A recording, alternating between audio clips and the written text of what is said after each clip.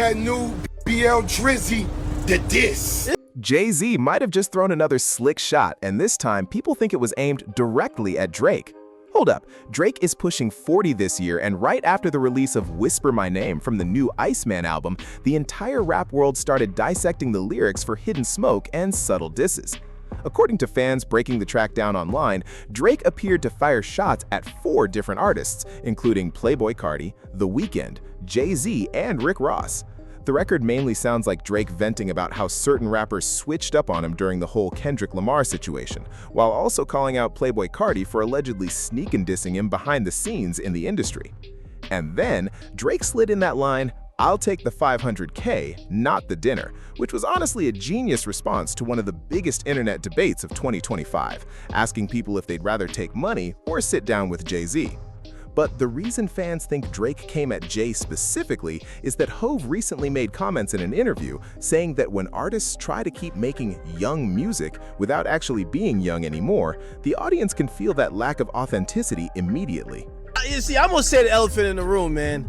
This is hating Jay-Z once again. He talking to Drake, man. You know Drake turning 40 this year. He trying to like, yo, he one of them type of gonna give you the bad advice that hopefully you follow. And then when you get unsuccessful, you be like, well, at least you tried. You know, at least, you know them people be like, well, at least you did it the right way. Man, if you don't get the out of here, Jay-Z.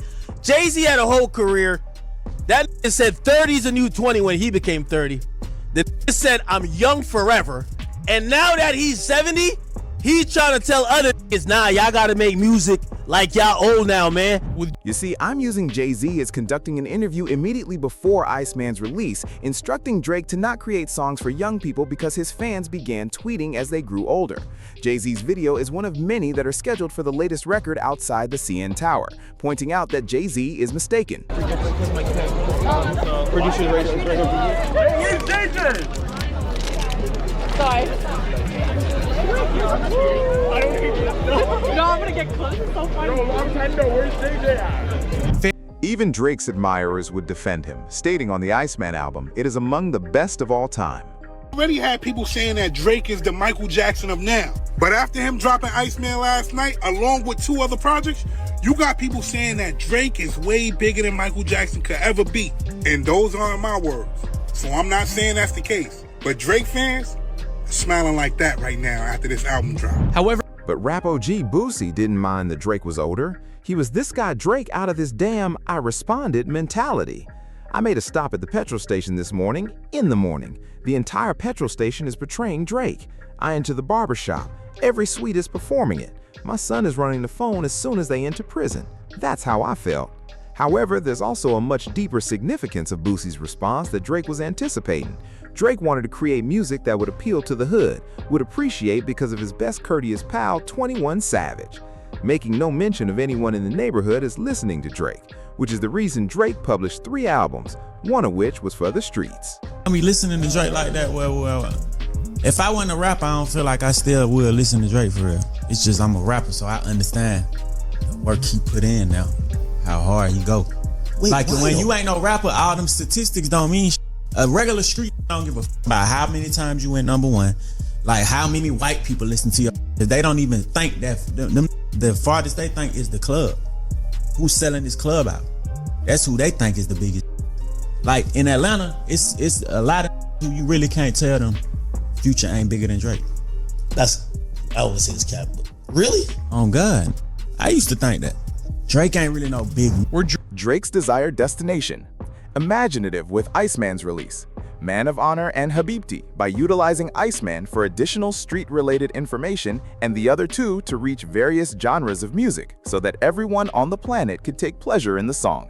Because of this, DJ Academic's incredibly joyful. Iceman, Man of Honor, and something else. All 3 albums dropping at midnight.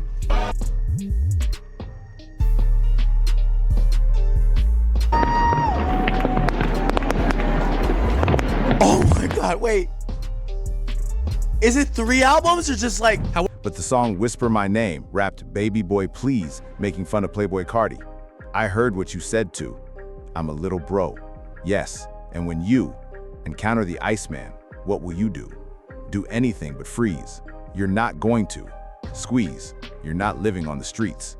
Given that these lines are intended to Playboy Carti, who offered himself the baby boy was the moniker that went viral, responds after reading, well, this answers, why didn't Carti appear on Drake's song No Face?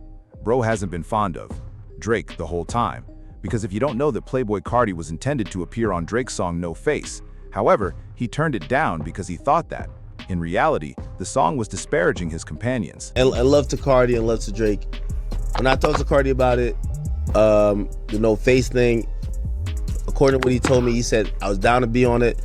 The reality is, he said, yo, he gets the track, Drake is dissing his homies. And he's like, yo, bro, he's not trying to be in that, bro. Like, that's really what he told me. He's like, yo, dog. He's like, yo, I can't be on a track where, like, I feel like you're dissing my peoples. You know what I'm saying? So it's like, what? Thus, it's similar to when Playboy Carti would have been a fantastic addition to the Iceman album. A single DJ Academics is overjoyed not to be on. It's Little Baby. I already put in no to Baby. Nope. Nope. Nope. Nope. Nope. Chat, I can't even lie to you. Can't even lie to you. I don't care what. Listen, if I hear this, yo, I put my money where my mouth is, chat. Pause. If I hear this mush mouth on this album, I might have to take 10. So I already, like, listen, I had like $1,000 in this junk. However, Rick Ross reacting to Whisper My Name and the whole Iceman rollout seriously needs its own documentary, because just days before the album dropped, Ross was actually moving like he wanted peace with Drake again during multiple interviews, where he kept speaking positively about Drake and saying he hoped all the tension would eventually fade away.